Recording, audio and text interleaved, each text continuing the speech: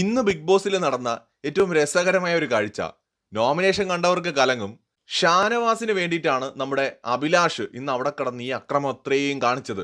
തൊണ്ട പൊട്ടണ രീതിയിൽ കിടന്ന് രേണു സുധിയായിട്ടും മറ്റേ അനീഷുമായിട്ടൊക്കെ കിടന്ന് അടിയുണ്ടാക്കി, വേണ്ട പ്രശ്നം അത്രയും ഉണ്ടാക്കി. ഷാനവാസിന് ഒരു നീതി, രേണു സുധിക്ക് വേറെ നീതി എന്നൊക്കെ പറഞ്ഞിട്ട് സംഭവം കൊള്ളായിരുന്നു. പക്ഷെ കോമഡി എന്താണെന്ന് വെച്ചാൽ, നോമിനേഷനിൽ ഷാനവാസ് പറഞ്ഞ പേരുകളിലൊന്ന് അഭിലാഷിൻ്റെതായിരുന്നു. ഷാനവാസ് ആഗ്രഹിക്കുന്നത് ഇവൻ ഇവിടെ നിന്ന് എങ്ങനെയെങ്കിലും ഒന്ന് പോയി തന്നാൽ മതിയായിരുന്നു എന്നാണ്. അതുകൊണ്ടാണ് നോമിനേഷനിൽ അഭിലാഷിന്റെ പേര് പറഞ്ഞത്.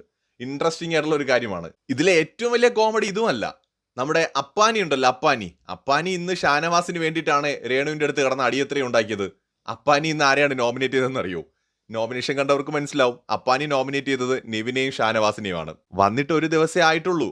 ഒരാൾ മറ്റൊരാൾക്ക് വേണ്ടി വഴക്ക് വരെ ഉണ്ടാക്കണമെങ്കിൽ തിക്കായിട്ടുള്ള ഒരു ഫ്രണ്ട്ഷിപ്പ് ആയിരിക്കണമല്ലോ.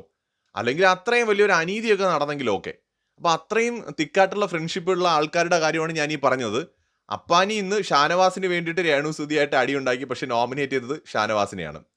ഇന്ന് അഭിലാഷ് ഇന്ന് ഷാനവാസിന് വേണ്ടിയിട്ട് അടിയുണ്ടാക്കി, ആ അഭിലാഷിനെ നോമിനേറ്റ് ചെയ്തത് ഷാനവാസാണ്. ഷാനവാസിനും അതുപോലെ നമ്മുടെ അഭിലാഷിനും കിട്ടിയ ഓരോ വോട്ടുകൾ വന്ന വഴി ഇങ്ങനെയാണ്. സോ ഇതൊക്കെയാണ് ബിഗ് ബോസ് എന്ന് പറയുന്നത്. പറയുന്നതൊന്ന്, പ്രവർത്തിക്കുന്നതൊന്ന്, മനസ്സിൽ വിചാരിക്കുന്നത് മറ്റൊന്ന്. എന്താ അല്ലേ? കൂടുതൽ ലൈവ് അപ്ഡേറ്റുകളുമായി വീണ്ടും കാണാം.